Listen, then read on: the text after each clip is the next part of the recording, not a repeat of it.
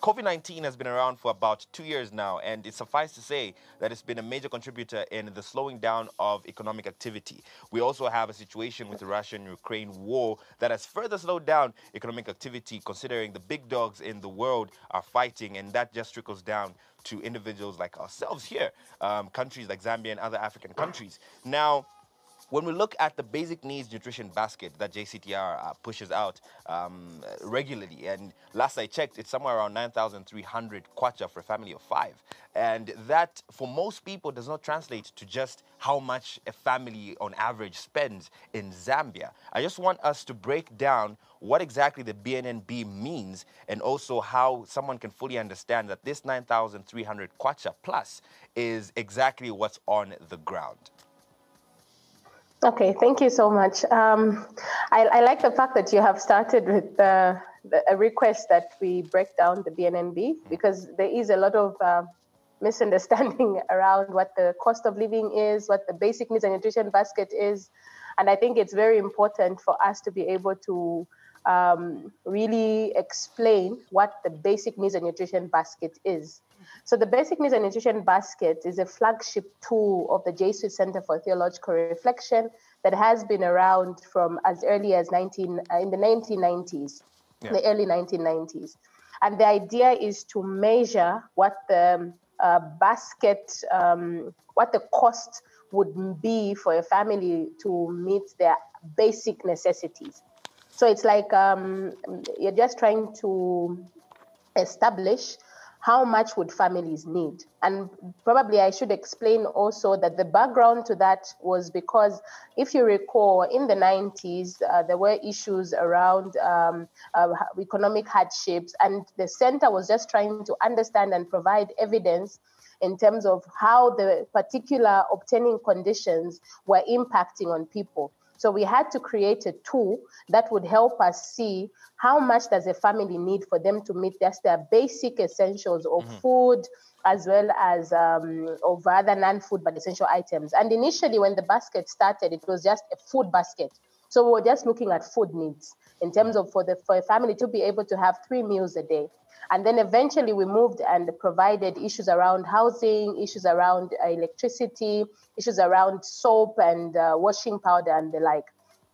So the BNNB simply tries to provide an average cost of living for a family of 5. And we use the number 5 because Zambia Statistics Agency, through the Living Conditions Monitoring Survey, has established that the average family size in Zambia is about 5.1. And so that helps us to now see how much does this family of 5 need to be able to eat from 1 to 30. And on top of that, to be able to be in a decent housing facility, and then also be able to afford certain things like bathing soap and other necessities like energy. So the cost of living, in a nutshell, is simply an indicator of how much a family, an average family in this case, would need for them to be able to have good food to eat, and for them to also be able to have good shelter and other basic necessities. But you will also note that the BNNB does not include things like school fees, as well as medical costs. We do have a section in the BNNB, on the BNNB report, which speaks to school fees and health fees, but those are not computed into the cost of living. And you'll find that this particular cost of living does vary. Lusaka is the most expensive. You mentioned the figure of about 9,300. As of last month, it had dropped to around 9,267. So for Lusaka, it's at that much. But you'll find that there are other areas like, for example, Kasama, where the cost of living is around 4,700. And someone may be wondering why the gap. So you will note that in Lusaka, accommodation in particular is quite expensive. Also, things like charcoal are quite expensive. So those two particular items tend to push the cost of living in Lusaka up, especially for the non-food items.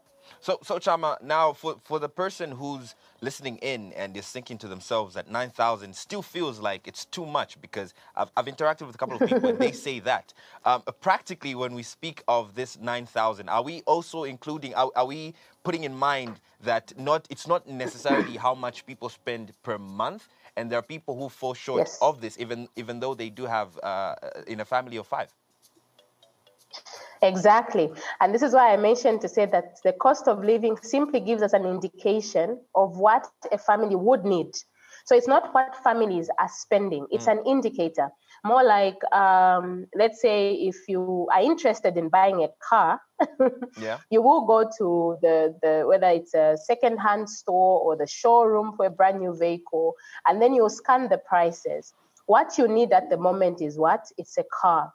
So because you need a car, you need to check on the market, how much are cars going for?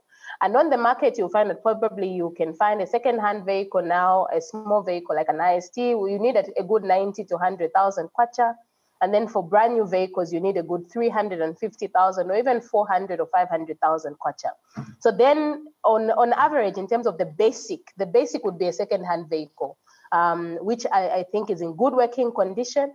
And it means that you will need a good 100,000, which means if we have to really identify what the gap is between your income and you being able to afford a basic car, we will use the cheapest, which is affordable, which is available, which is a second-hand vehicle. Mm-hmm. But then in this case, we'll now compare how much do you have. Let's say you have a 50,000. It means that there is a gap of 50,000 between you and buying that basic vehicle. And that's exactly what the BNNB is. So the BNNB is about basic necessities. The World Health Organization, the Food and Agriculture Organization, and other key players have established that, for example, for food, in terms of food requirements by age, by sex, by physical activity, there is a particular amount of food that a family needs for them to live a healthy life. You will need at least 3 meals a day, and those meals should be enriched they should be diverse food groups. You should have protein, you should have carbohydrates, you should have vegetables, you should have fruits. Now, what tends to happen is that, like you have said, for other people, it looks like it's too much. The 9,000 something, they'll say, but where do you people go to get your prices? Yeah. We've heard such questions. So the issue is, what people tend to do usually is that people will compromise, because let's say your income is 4,000 kwacha or 5,000, you will have to work with the income that you have. So in that case, it means that probably you will not be able to buy a diverse range of foods. That's one. So you will likely buy only mealie meal. You may not include things like rice or potatoes, because your income does not allow you to be able to have a diverse diet. And then on top of that, you will forgo certain things like fruits. Others will reduce the amount of vegetables. And of course, others will also compromise on things like housing. Instead of living in a 3-bedroomed house, which should ideally be the case for a family of 5, you will settle for a 1-roomed house. And then you possibly demarcate, like what happens in the high densely populated areas. You demarcate that into small rooms. But is that dignifying? So people are spending less in some cases, and others spend more, because then you have other families that are not 5, they are 10.